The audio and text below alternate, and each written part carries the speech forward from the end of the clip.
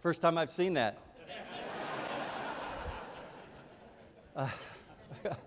Emmanuel, is he committed yet? Is he here tonight? I would love to sit down with him. Texas A&M, Roar University, I mean, come on, right? Let's talk, okay, Emmanuel? I can make you a great receiver, pal.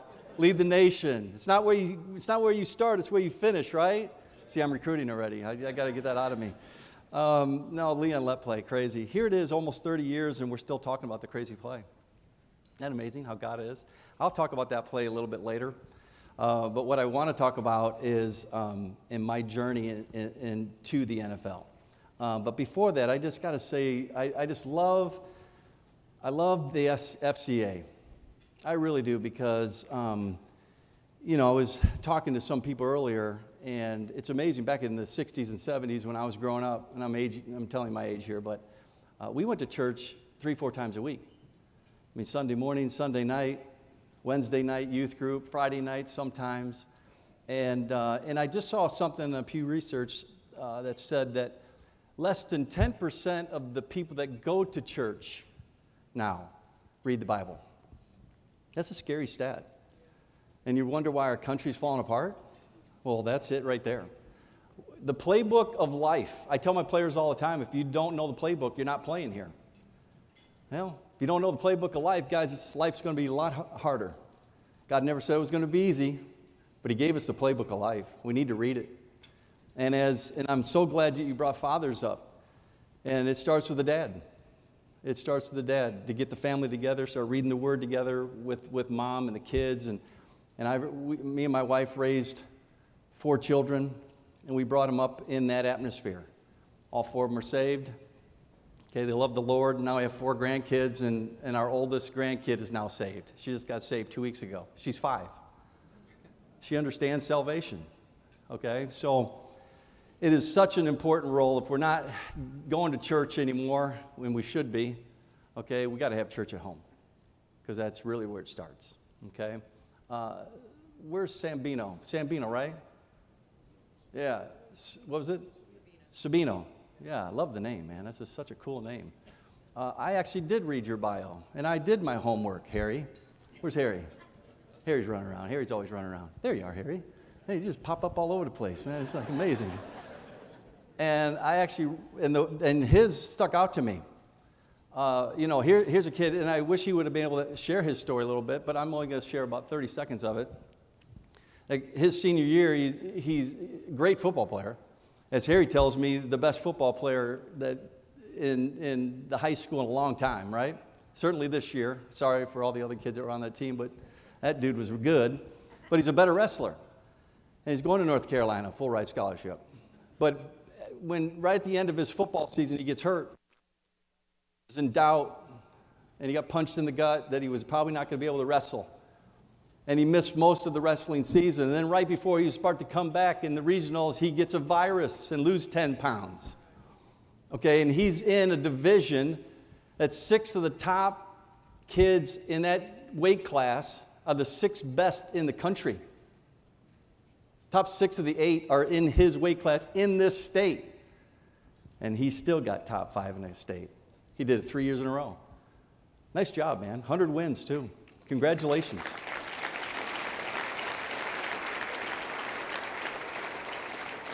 It reminded me of my son. And I'm not going to go into his whole story because his story is better than mine. 11 to 12 years of reconstructive season-ending injury. From his sophomore year in high school, broke his foot, his collarbone twice his junior year, before the season started in the semifinals, right before the state championship game. Both collarbones. His senior year, broke his arm. 5 years at Northern Illinois. He had 8 Division I scholarships. He was 5'1", 107 pounds as a freshman in high school. I said, man, there's no way this kid's playing football. But he wanted to. 5 years of reconstructive surgery at Northern Illinois. But yet he gets invited to Minnesota camp, not because of me. I knew nobody there. It wasn't because of me. This is his story. And who do you have to beat out to make that team and to play in the Minnesota Vikings? Laquan Treadwell. Arguably the greatest wide receiver in Illinois history. Set all the Illinois records, set all the Ole Miss records. And Chad was hurt his rookie year. His second year with the Minnesota Vikings was the only season in 12 seasons that he got to play the whole year. Then his third season, he tore all 4 ligaments in his left ankle. Couldn't even stand on his foot. A 1% injury, according to the #1 ankle doctor in the country. And what did he do? He did the other one, the exact same injury the next year. And that kid, I read stories like this, and I'm like, how do people do that? God never said it was going to be easy, but one thing about my son, he picks himself off that mat every time and comes back stronger. And it's only through the strength and relationship with Jesus Christ. It's the only way he can do that. Yeah, he had a father that ran down Leon Lett. But I got to be honest with you, I think I've learned as much from my son as I've done from my own father. An amazing young man. And I've raised 3 unbelievable daughters, and that's only because of my unbelievable wife, which I'll talk about a little bit later. But for me, I was saved at 7, so I've never known what walking without God is. I've never had a desire to walk away from the Lord, and I hope for the rest of my life I never do. And I was a 3-sport athlete at a high school and only had one school come after me, Western Illinois. Any leathernecks here? Yeah, okay, that's okay. We're on the East Coast, that's all right. So I went down there to the camp at Western Illinois, and it was the worst 2 weeks of my life. It's still the worst two weeks of my life. We had an ex-Marine drill sergeant, and that was his first year coaching. You can remember that. You can imagine what that was like. It was 90, 95 every day during that camp. I lost 21 pounds during that 2 weeks, and I went at 165. And I was homesick. I was girl sick. Oh, man, was I girl sick. And so I left, and I went back home. But that girl is now the wife of my 4 children. We met in kindergarten. I know, pathetic. But it's true. We met in kindergarten. We started dating my junior in high school, and she's the greatest woman ever. Yeah, so my dad said, son, don't screw it up. That was one thing I did not screw up. And we got married. We just celebrated, this is our 35th year. Harry, same as you, pal. But what I love about, let me say something about real Harry. I get off on these tangents. But Harry and Charlie and Billy and, where's Rick? And Rick. We went to breakfast this morning. You know what's funny? Is that when you get around believers, you can just see the Spirit in them. You can just hear the Spirit come out of them. We sat at breakfast and talked for a long time, like we were brothers for a long time. I just met Harry last night. I just met them 3 this morning. And we will be friends for life until we get to heaven and walk the streets of gold together. Same thing with Mike. When I spoke down in FCA down in Virginia last October. And I've been praying for Mike almost every day. I just want you to know that. Since I met you. You're on my prayer list. And he's getting better. I'm glad to hear that, pal. Good people. Boy, surround yourself with good people, young boys and girls. When you go off to the college, I've already told you this twice. Now I'm telling you 3 times. Find good fellowship. It'll help you through the tough times. And it'll keep you out of a lot of trouble. And I know all the moms go, yeah, preach it. So I left after the 2-week camp. Came back home, and I sat out. Well, I went to Aurora University to play basketball because basketball is my passion anyways. As a matter of fact, I had 2 fears in life. And this is the honest truth. My 2 fears were contact and public speaking. Yeah, does God have a sense of humor or what? I played football, and I always stand on stages all over and coach and talk about the Lord. But so I came back home and played basketball in 1 year because I love basketball, and then I just didn't work out. I was just floundering in life.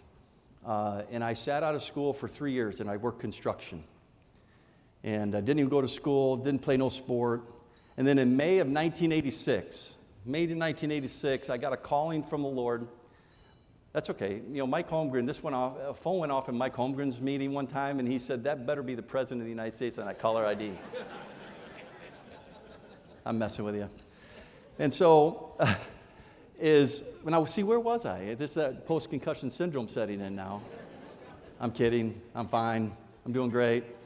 And so, no, seriously, where was I? You don't remember? Thank you. I was working construction. Thank you. So after doing that for 3 years, in May of 1986, I felt a calling to go back in my quiet time to play football. About this, where am I going to go? You know, I never played college football. Who's going to want me? Just walk on somewhere? And it was June, I get a call.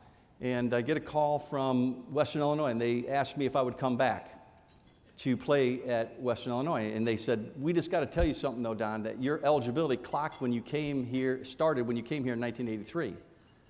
And so you've already lost 3 years, so you only got 2 years left, including one of them being a redshirt year. And at this time, I was like, that's fine. I just felt called to go back and play. At this time, I had a passion and dream to play in the National Football League, and God set that on my heart, and I wasn't going to let anything deter me away from that. But the funny thing is you think about this for a second, and now that I'm a recruiter, why in the world would a school call you back 3 years later? Think about that for a second. They didn't call me back the first year, which that would be crazy. Because if somebody came to my school and then left, I probably wouldn't call them back to try to recruit them again. But then they didn't call me the second year either. They called me 3 years later because God's timing is always perfect. I probably would have said no after the first and second year, but the third year I was ready spiritually. And so I went back, fall of 1986. I went through the fall drill, fall camp again. And at the end of the 2-week camp, the rules and regulations guy named James McKinney brings me into the office and he says, Dom, I hate to tell you this, but you're 4.5 credit hours short from Aurora University of being a transfer student. So I said, well, what are you telling me? And they said, well, you got to go back to the JUCO or some school to get those 4.5 credits to be eligible to be a transfer, to be eligible to play here this fall. In my mind, I'm thinking, well, why didn't we tell me this in June? You know, and then you question, right? It's like, God, why do this? But you know what? You through your prayer, you just said, you know what? You just keep going. And my encouragement to you young guys and girls, just keep going. Just don't quit. Don't stop. Just keep going. And so I did. I went home to Waubonsee Junior College. I picked up those 4.5 credit hours, transferred back now in the spring of 1987 with only 1 year of eligibility playing college football and a passion and a dream to play in the National Football League. Crazy. But then I went through all the spring drills, and I landed up earning the starting job at the ex-receiver, which was kind of a miracle in itself at a Division I school. And the rules and regulations guy calls me into his office again, James McKinney. Now, I didn't think it was going to be good news, and I wasn't quite sure, but he sat me down, and he says, Don, I hear you're doing really well, and you've earned a starting job and everything. I was talking to the coaching staff, but I just want you to know we're not going to give you your eligibility. Now, you got to understand at this moment, he just crushed my dreams. Everything that I had felt that God told me in my quiet time and this persevering and keep going forward was a real punch in the gut. I started sobbing. And this guy felt terrible. James McKinney was in his mid-60s by that time, and he even kind of had a tear in his eye, and he said, Don, there's nothing I can do. And now I don't know what the reason really was, because he never really told me. He said, but there's nothing I can do. So I left. I left his office completely dejected. I remember walking by Hanson Field, the football field of Western Illinois, put my hands up on the chain link fence, and I just started sobbing. God, why? Why would you bring me back here for all this? This can't be the reason. It just cannot be the reason.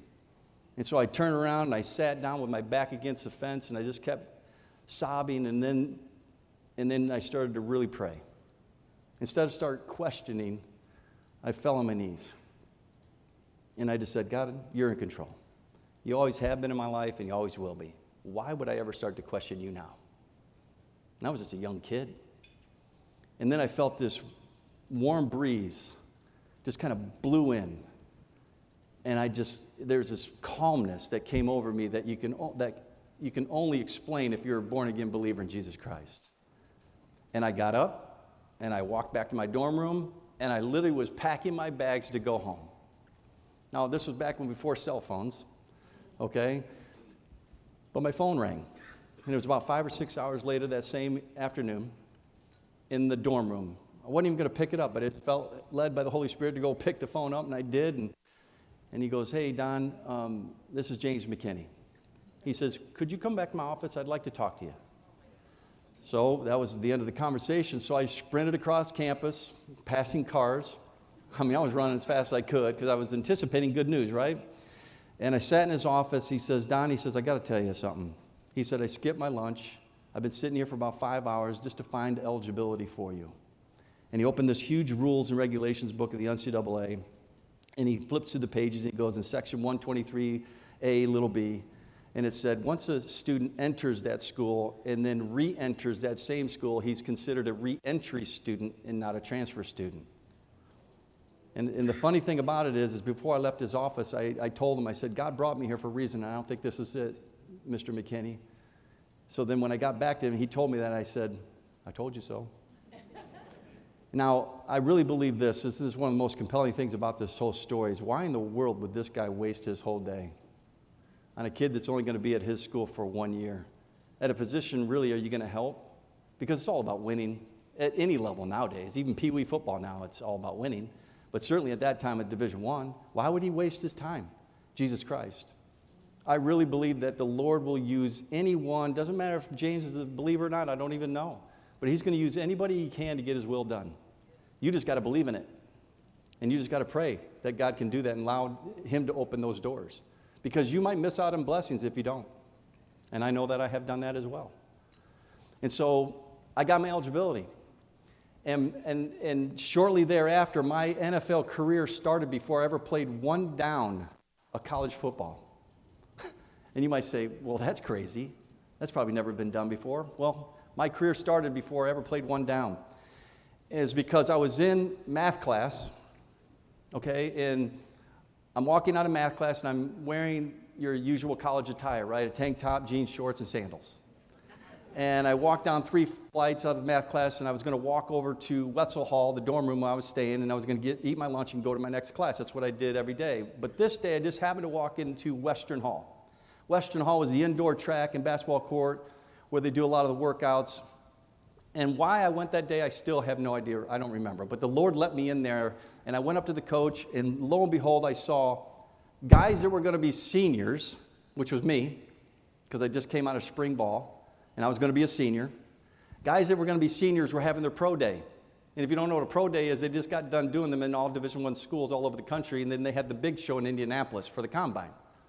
And so there was 5 NFL teams that were at Western Illinois that day, timing guys in the 40, and I saw guys lined up running the 40-yard dash. And so I walked over and said, hey, Coach, what's going on? And he said, well, it's a pro day going on, and we're timing guys in the 40-yard dash. And I was like, well, I'd like to run.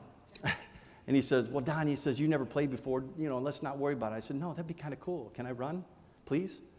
And so I was being persistent. And so Coach Smith walked down the track to the coaches where they were, the 5 down there. And he was talking to this guy with a star in his chest. And he had 3 or 5, stopwatches around his thing. Big guy, bald-headed guy. I hope there's no scouts here, but they all look the same, right? Right, Lee? Right, Lee? They all look the same. So I get in line, or he comes back, and I said, Coach, I got one other problem. He goes, now what, Donnie? I said, all I got is my sandals. Can I go get my running shoes back at Wetzel Hall? He says, no, just kick your shoes off. And I said, well, can I warm up? No, just get in line. So without wearing shoes, barefoot, and without warming up, I ran a 40, and when I got done, the guy with the star in his chest was on a beeline for me. And he's coming right at me, and he comes up. Now, he wasn't talking to any other player, because you get to know those guys. They're quiet. They're all business. They don't talk to nobody. And he comes right up to me, and he goes, hey, son, come here. What's your name? I go, Don Beebe. Don Beebe. What number are you on film? I said, well, I'm a 5th-year senior. I've never played before. He looked at me, and he started laughing. He says, you got to be kidding me. He says, I've been doing this 21 years. I've never timed anybody that fast. 4.32 and barefoot. And I looked at him, and I said, is that good? I was so naive and so dumb. I had no idea what was good and bad. And so my career started because he said, well, we're going to certainly be watching you this year. And word got out. So my NFL career started before I ever played. Now, tell me that's not Jesus Christ. Crazy. And so I played that year and had a good year at Western Illinois. And some scouts said, you might be a free agent. There's no way I was getting drafted. Okay? And one of the coaches at Western Illinois said, you can play at the NAI level, which is completely separate of the NCAA. They go on semesters, 10 semesters instead of 5 years. And I actually had 2 years left to play at an NAI school, and I was like, NAI, what's that? He goes, well, there's smaller schools. And so I went back home to Sugar Grove, Illinois, okay, and I went to the Sugar Grove Library. I mean, now you got to remember now, this is back in the 80s, okay? We didn't have laptops and cell phones. So I went to the library and I checked out NAI schools. Now I had to go somewhere which was really good, right? Really good program, going to pass, was going to pass to me, because, I had to go to a school that was going to put up a lot of stats. Because I made the decision that I was going to play one more year instead of entering the draft. And so I had to transfer to this NAI school at that Christmas break to get eligible for the following fall. I am now an NCAA rules and regulations expert. Okay, thank goodness I'm a college coach now because I already knew them all. So sure enough, there was a school called Benedictine. It's funny, Benedictine is our arch rival now. Isn't that crazy? And I'm glad I didn't go there. But they reached out to me and they said, hey, we would love to have you come to Benedictine. Now, keep in mind, I was engaged to be married at this time to Diana, and so we went over there with my father, and we sat down with the coaches, and they said, listen, we know you have some NFL hopefuls. We would love for you to come in. You're going to be our starting X receiver. We got a quarterback that was a junior that threw for over 3,000 yards. Back then, that's a lot of yards. And he's going to be a senior next year, and we're going to get you the ball. We're going to throw it all over the field. I could have commuted, okay, saved a lot of money. And being engaged, that was big, because we had no money, okay? But I just felt uneasy about it. There was something in my spirit that didn't feel comfortable about Benedictine. And I got to tell you and give you advice. If you feel that, don't do it. Walk away. Even though it might make you a lot of money and bring you a lot of fame, if it's not where God wants you to be, don't do it. Okay, because and I was talking to Harry about this last night, I think the meaning of success is being Philippians 4:11, not 4:13. I can do all things through Christ who strengthens me. No, 4:11, when Paul said, I've learned how to have it all and have nothing. And through it all, I've learned how to be content. Now that is success. Be content in the will of God. And so if I didn't feel comfortable, I got on my knees that night and said, Lord, I got a week and a half to make the decision because I got to transfer by the end of spring break. We need a rush job, Lord. Yeah, he knows. And so we went a few more days. I was walking through the kitchen and the phone rang. It's one of those on the wall phones. Yeah. And I picked it up, and it was, he goes, is Don Beebe there? And I said, this is Don. He goes, hey, Donnie, this is Coach Smith. Now, Coach Smith recruited me at Western Illinois in 1983, 5 years previous. And I was like, hey, Coach, how you doing? He goes, hey, I hear you're looking for an NAI school. And I said, yeah, are you at one? He goes, yeah, I am. I'm at Shadron State. I said, she said, what? He goes, Shadron State. I said, Shadron State? Coach, where's that? He goes, Nebraska. Nebraska? I knew Nebraska was on the other side of Iowa, but after that, I had no idea, right? So he goes, go get your atlas. Yeah, I know, crazy, right? So I run out to my dad's truck. I get the atlas. I'm flipping through the atlas, and I'm going through Nebraska, and I'm going around, looking around Lincoln and Omaha. I'm looking for houses, businesses, malls, restaurants, people, right? He said, no, look up in the northwest corner. In the middle of nowhere, 8 hours at the end of the earth, Nebraska. Has anybody ever been to Shadron, Nebraska? Yeah, I didn't think so. Yeah.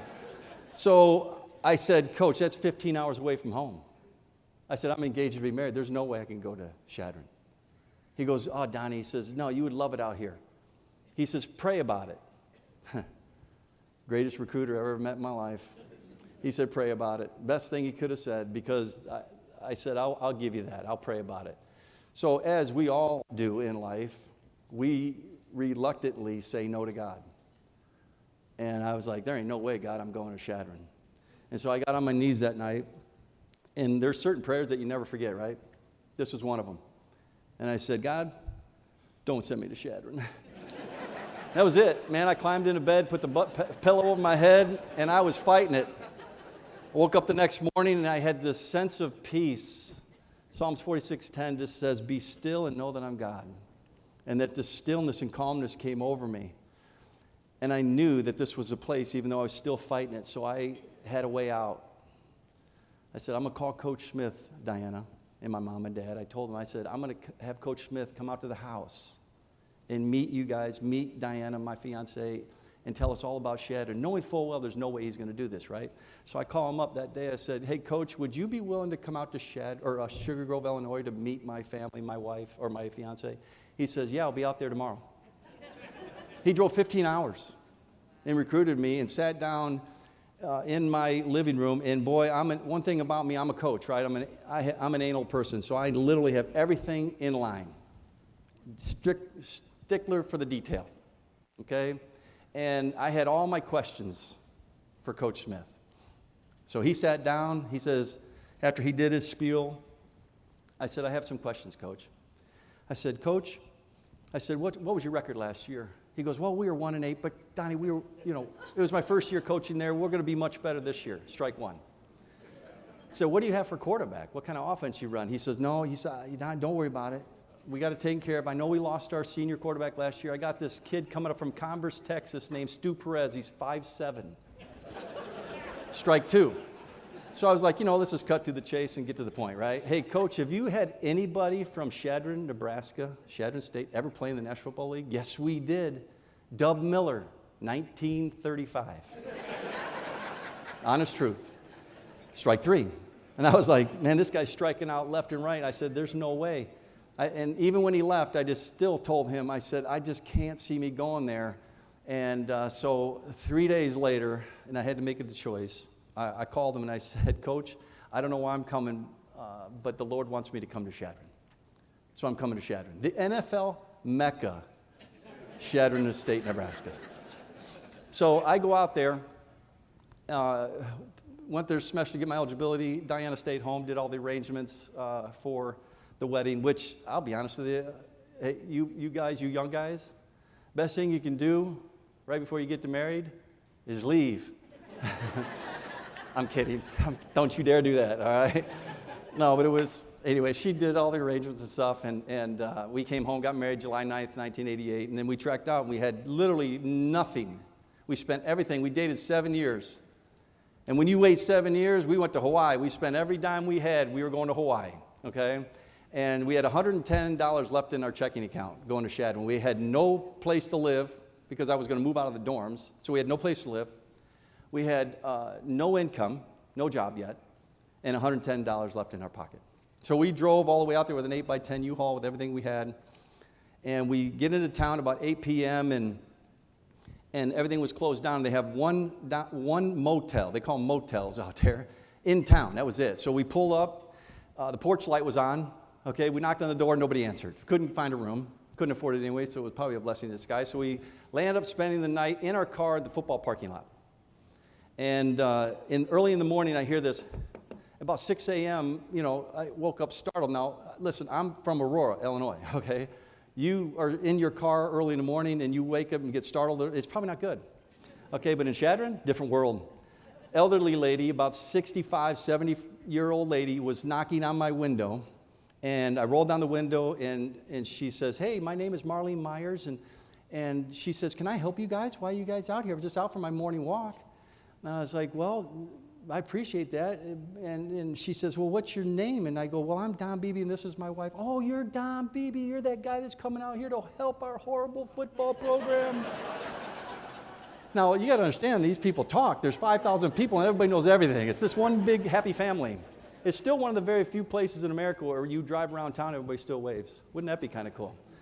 And she says, well, why are you guys in your car? Don't you have a place to stay? And I said, no, she says, don't worry about it. She says, I got this friend that has this mother-in-law house that is behind the house, and they always stick their mother-in-law when they come. That's why they call them mother-in-law houses. I'm sure you can have that place, and it'll be really cheap. The rent was $110 a month. And she says, well, do you guys have a place to work? My husband, Dick, and I own the Myers Drug Store downtown Shadron. And I looked at my wife, and I said, no, she don't. I'm getting in a lot of trouble with the females in here, aren't I? So anyway, but here's the point. Before we even woke up, God gave us a place to live and income. I mean, is that just so God? It's just His timing is just so perfect. And so I landed up having a great year at Shadron, but still, no invite, maybe a free agent, went to the NFL team. And then a guy by the name of Bill Giles, who was pro scout. He was a combine scout. So his job was to go around the country, and he was a Midwest regional scout, to find out and invite the top 300 players in all of college football to the big show at Indy. How in the world is a kid looking like me, 5'10", 5'11", as a wide receiver position from Chadron that's only played 2 years of college football going to get invited to that? Jesus Christ. And at the end of his workout, he sat me down. He never told me what I ran, but it must have been pretty good. And he looked at me and he says, Don, he says, I've been doing this 32 years. This is the greatest workout I've ever put a guy through. And I said, well, I appreciate it. He says, no, you don't understand. He says, I'm going to give you my highest recommendation to the people that are going to make the decision to get you invited. Now, you think about this. Danny Woodhead, I don't know if you know the name, but Danny Woodhead played a long time, 10, 11 years in the National Football League. He came out of Chadron. He broke Barry Sanders' record for the most rushing yards in a career. And I think Danny might still hold that record. He didn't even get invited to the combine. He played about 10, 15 years after me. How did I get invited to the combine? Jesus Christ. So I go to the combine completely unknown. You talk about naive. I walked into that place with a backpack on my deal, got into my room. Mike Barber was my roommate. As soon as I get in there, concierge from the Crown Plaza Hotel just down the street from back then, it was called the Hoosier Dome, okay, for you sports fans. And the concierge knocked on the door, and I opened the door because I just walked in, and he said, these Nike shoe boxes are for Mike Barber. So I said, okay, great. So I went over there and gave them to Mike. I said, what are those? He goes, oh, these are the track shoes I'm going to run tomorrow in the 40-yard dash. My agent did send them to me. I said, agent? What's an agent? He goes, you kidding me? You don't have an agent? I said, no. I didn't know I needed one. He said, well, what are you going to run the 40 in tomorrow? I said, the shoes I walked in the building with? They were my old ASIC fishing shoes. And this is the honest truth. And on the right sole, and I wish I could hold up my foot high enough, on the right sole, my sole was half unglued, so when I walk, it flopped. And when I ran, it really flopped. That's where I ran the 40, and he says, well, why don't you just take one of mine? He was size 12, I'm a 9.5. That would have been like Bozo Circus, right? So I ran a 4.25 that year, 1989, and Deion Sanders was at the actually same combine. And I didn't know this until years later after that Tony Dungy and Bill Polian, who's the general manager of the Buffalo Bills, now was with the Colts. They both told me that I broke the record because back then media couldn't get in the dome. Now, it's a freak show now, right? I mean, everybody gets in there now. Nobody got in there in 1989. And I ran a 4.25, the same as Deion Sanders that year. We held that record for 17 years until Chris Johnson broke it of the Titans, and then some guy named Dodd ran a 4.22. But anyway, I don't say that to brag. I say that because that had to happen. If I came out of Shatter and ran a 4.4, 4.5, oh yeah, that would have been very fast, but you're just another guy. You go in there and break the all-time record, it's going to open up my eyes. Now, you can't tell me that's not Jesus Christ. And when I got back to Shadron, my life turned around. The LA Raiders at that time and the Green Bay Packers were on my doorstep on that mother-in-law house. And they said, you caused quite a stir there in Indy. I had 21 personal workouts. Nowadays, guys have one, and they're all there. I was just at Northwestern's Pro Day. All 32 teams were there because they got one of the top, the number one lineman coming out of Northwestern this year. They were all there, not me. 21 time me. And the fastest time I ever ran was by the New York Jets. Was a 4.21. Don't take offense to this, but thank God the New York Jets didn't draft me. So draft day came along, and here I am. I wasn't nervous at all. I see all these guys so nervous. I wasn't nervous at all. I sat there, and toward the end of the day, the Buffalo Bills didn't have a first or second round pick that year. And Marv Levy called me. I picked up the phone, and he says, "This Don Beebe?" I said, "Yes, it is." He says, "This is Coach Levy of the Buffalo Bills, and I just want you to know we took you as our first pick in the third round." Now, if that's not Jesus Christ, I don't know what is. Amazing to play only 2 years, one of the smallest schools in the nation at that time, and be a first pick of the NFL team. This ain't about me. And I got to tell you, I was going to say this when I first got up here. Coaching at Aurora University and Aurora Christian now, just entering my 19th year of coaching. I'm not there to coach football. Matter of fact, I lead the Bible study. I love leading the Bible study. I study the Bible more than I do my own playbook of the offense, because I'm also the offensive coordinator. And I'm not going to stand in front of God one day, and he's not going to say, hey, great job, all the wins and losses. No. He's going to say, I brought Johnny to you in 2023, or I brought Emmanuel to you in 2023. What'd you do with him? That's what I'm being held accountable for. That scares me to death, or it keeps me going, I should say. Our first Bible study this year, the first Sunday, because we don't do anything in Sundays. Coaches don't meet, players don't meet. There's a lot of ways to skin a cat and still win. Sundays is family day and it's Lord's day. But this Sunday unless we're having Bible study, so we have Bible study. 43 guys. 43 guys. And this is a secular school. We're at this Bible study. I just felt led by the Spirit to have an altar call. 20 stood up and gave their hearts to Jesus Christ. 16 of them, 2 weeks later, got baptized in the Fox River. And their coach and my pastor had the privilege to be able to do that. Now we had 11 wins this year. That was the greatest victory we had this year. That deserves a round of applause.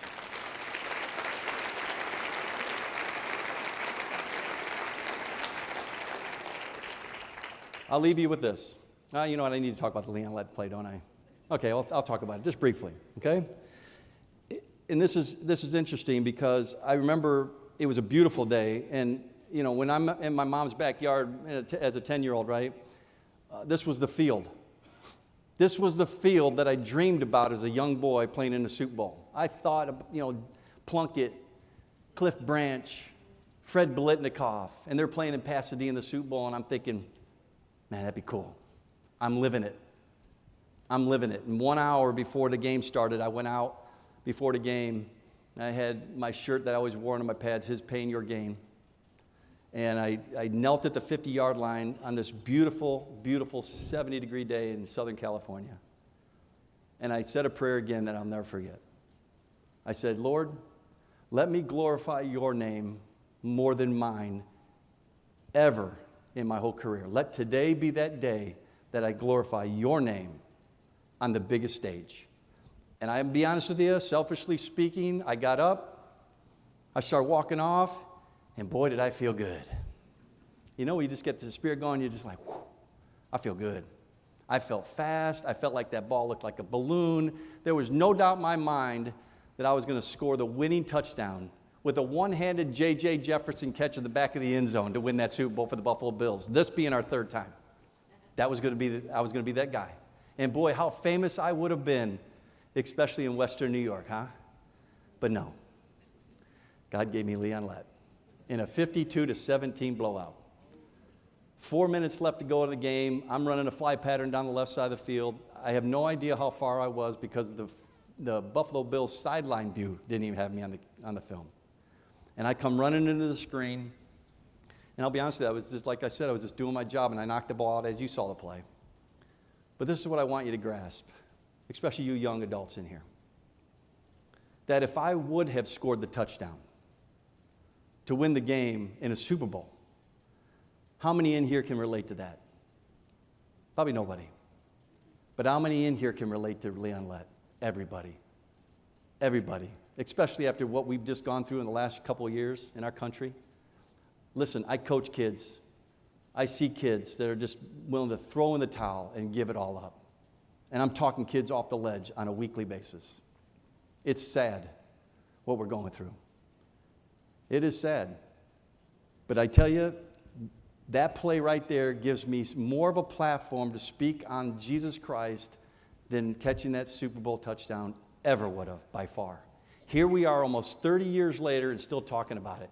Still every single day through the channels of my home base or the House of Speed company that I used to own, address, or Aurora University or still at Aurora Christian, I get fan mail letters every single day telling me about that play. Wow, what an impact that play has had. Most guys, they go through the NFL and they're never remembered 4 or 5 years after their career's over unless they were a Hall of Famer. I fit into this unique category. Thank you, Lord. I'm honored to have that play. And it had nothing to do with me. It had everything to do with my faith and my parents.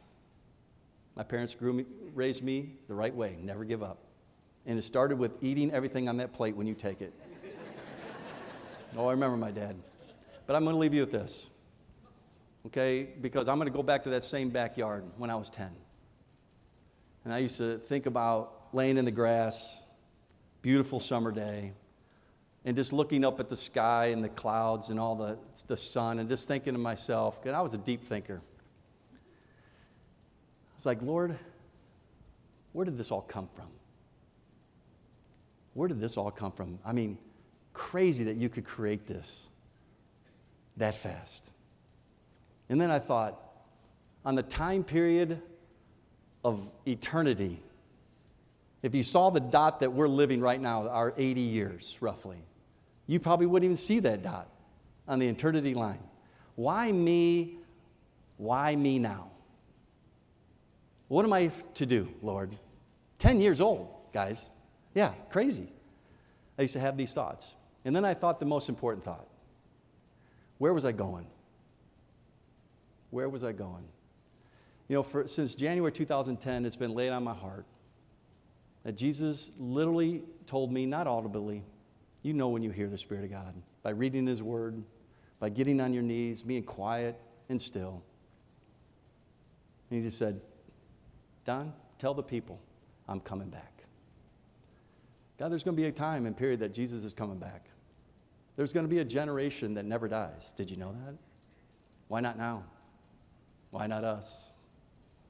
I'll be honest with you, and I'm going to leave you. This is the last thing I want to say. Steve Jobs, one of the most wealthiest men that ever lived, his dying words was, I wish I had more time. How sad. I'll tell you what my dying words will be. I can't wait to go home. Thank you.